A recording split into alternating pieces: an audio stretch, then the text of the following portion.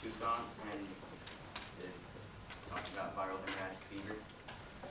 I'll be going over some background information about viral hemorrhagic fevers, how it's transmitted, some symptoms of these diseases, some preventive measures you can use to not get these diseases. Some of the reservoir animals and species. I'll talk about two different types of fevers, Marburg and Lassa fevers. Different stages of the diseases and what treatments are most effective in these stages. Then experimental cure of stem iodine and different ways, and it could be used as a biological weapon. So, viral hemorrhagic fevers are negative sense RNA viruses. So it carries RNA as its genetic material. As we learned, viruses cannot carry both DNA and RNA. It carries RNA, and it carries the complementary strand, so it can't just go directly in and make proteins. It has to be transcribed to DNA and then back into RNA in order for it to reproduce in its host cell. These diseases do not have cures, or vaccines, so there's nothing really to do. And they are CDC ranked them as Category A biological warfare agents, and that's the highest rating that the CDC gives. So these diseases can be transmitted by contact with infected body fluids like blood or saliva, infected waste, urine, and feces, and contact with infected animals. And these animals can be alive or dead, so it's dead and you touch it, you can get the disease. So some of the symptoms of VHS are increased permeability of small blood vessels, and this allows blood to diffuse through them, and that causes bleeding. And there's also a decrease in blood platelet function, which also just makes it keep on bleeding. And photophobia, oversensitivity to light, facial flushing, fever, muscle soreness, redness of eyes, fainting, oversensitivity to touch, abdominal pain, headache, vomiting, and exhaustion. So preventive measures that you can do to stay awake. Okay, cool. Just normal disease prevention things. Wash your hands, cover wounds, and just don't touch dead things, because that's kind of nasty and you can get diseases. And these viruses don't have a vaccine, so if you do touch the dead animals, you can get the disease because there's no vaccine. And reservoir animals are animals that can carry these diseases and are not affected by them. So some examples of reservoirs for VHS are mosquitoes, rodents, and fruit bats.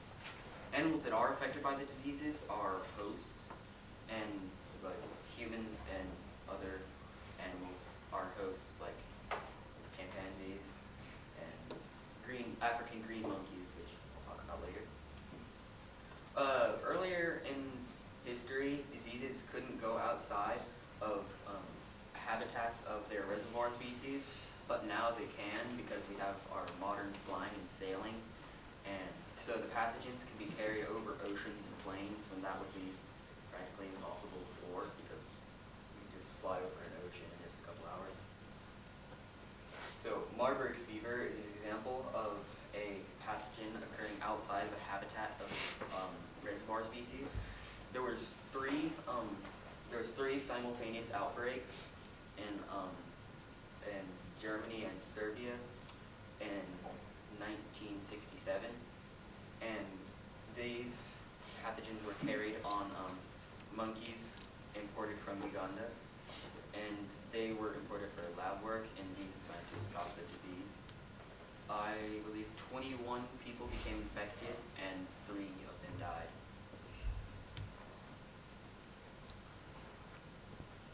So Lassa fever is named after a village in Nigeria. Mice are reservoirs for it, and it was mice and rats are reservoirs for these diseases. There are occasionally large epidemics in these habitats of the reservoir animals, the mice and rats, and there's not not symptoms, and if there are, they're just mild symptoms of the disease when you have this infection. So these diseases are diagnosed with antigen-capture enzyme-linked immunosorbent assay, ELISA testing, and immunohistochemical staining. And both of these use antibodies to identify antigens in you, and they also can find IgG, immunoglobulin G and M, which we learned about on Monday. The IgM is the first immunoglobulin produced when there's an infection, and G is just mass produced in the body. So these diseases don't have cures. Wake up, Dave. Wake up, Dave. Okay. So these diseases don't have cures. So the treatment doesn't deal with the virus. It just deals with the symptoms, like suppressing pain, those kind of things. And some treatments work better than others in different stages of infection. So during the incubation period, which lasts from your initial exposure to the onset of symptoms, the average incubation time is 2 weeks, and you don't have symptoms in this time. Antiviral drugs are effective, and during the precoagulopathy, which is the second stage, antiviral drugs are also effective. This stage lasts from when the viruses start replicating in you and when the viruses enter the bloodstream. And the coagulopathy, which is the last stage, begins with problems of blood clotting, and immune system altering drugs are the most effective in this stage. Coagulation factors are an example of these, and these will decrease hemorrhaging. So an experiment I researched, it was stampedine prevents mortality in an experimental mouse model of viral hemorrhagic fever caused by Lassa virus, which I talked about earlier. It was tested on 20 mice. 10 of the mice received no treatment at all, and all of them died. And 10 received treatment at 25 milligrams per kilogram of biomass, and 5 were treated at 50 milligrams per kilogram of biomass. Stampedine is used as a treatment for HIV and FIV, human immunodeficiency virus, and feline immunodeficiency virus. And only 1 mouse out of 5 treated at 50 milligrams per kilogram of biomass. Only 1 of these developed symptoms of the virus, and none died. So this could be a solution to the problem if these diseases are used as a biological weapon, because they don't have a vaccine. So you can't really prevent yourself from getting them besides doing your normal stuff. And it doesn't prevent the disease, so it couldn't be used like before to give you immunity, but it could be used after to suppress the virus. So these are a Category A biological warfare agent, and this is the highest strength that the CDC gives. And other Category A agents are plague, smallpox, anthrax, tularemia, and botulism. 4 out of 9 diseases on this list are viral hemorrhagic fevers. Ebola fever, Marburg, and Lassa fevers are mentioned specifically. And these diseases have not been used in our history. So these are my references. And I'll now open the floor to questions, comments, and constructive criticism.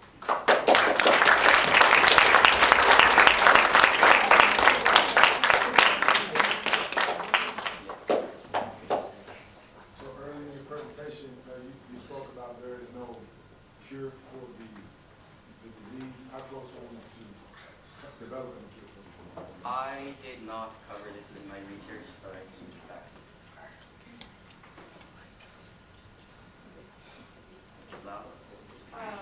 Who is generally affected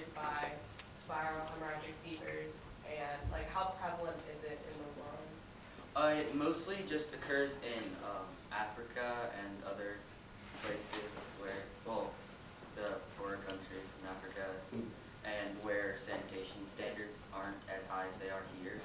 And it's common in healthcare workers because they're around people who are infected, and they can be transmitted through this bad sanitation and reusing things like needles without cleaning. Sydney? Do you know how many cases are reported each year? Each year, no, I do not, but I believe there have been 16 outbreaks up to now of Marburg since that initial recognition that I spoke of earlier. You? How much does the vaccine cost? There isn't a vaccine.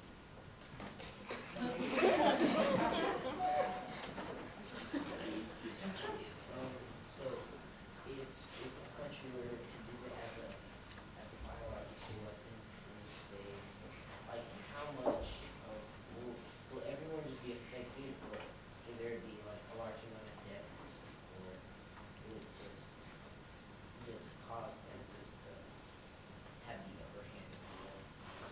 There is generally a high mortality rate for all of these diseases, so there would be quite a lot of death, and it's easily transmittable through a population. So if the diseases wouldn't get recognized as what they are, and treatment given to people, it could be really severe. Yeah. Niall? And like, maybe you already mentioned this, but when has it been used majorly as a biological weapon? It has. Cute. You said you can subtract the disease from touching the dead animal. If you thoroughly cooked an animal that might have been infected at a point, could you still get infected from consuming it? You thoroughly what? What? If you say that again. You said you can contract the virus from dead animals. Well, could you contract it from like if you cooked the animal? Probably not if you could hit and kill the viruses. So it's just like what I meant by touching dead animals, like because the fruit bats were reservoir, it's like, hey, it's a dead bat, let's poke it. You could get it. Niall? So if this were used as a biological weapon, would it be used upon the population, or the actual army? Either one, probably. Tom? You mentioned the almost vaccine, or could potentially be vaccine sampling, right, or sampling? And do you know if they're doing any research, or if they will be doing any research on that, or any other possible vaccines? Because these are high mortality diseases, there's probably research going on for vaccines, but I do not know. Any other questions?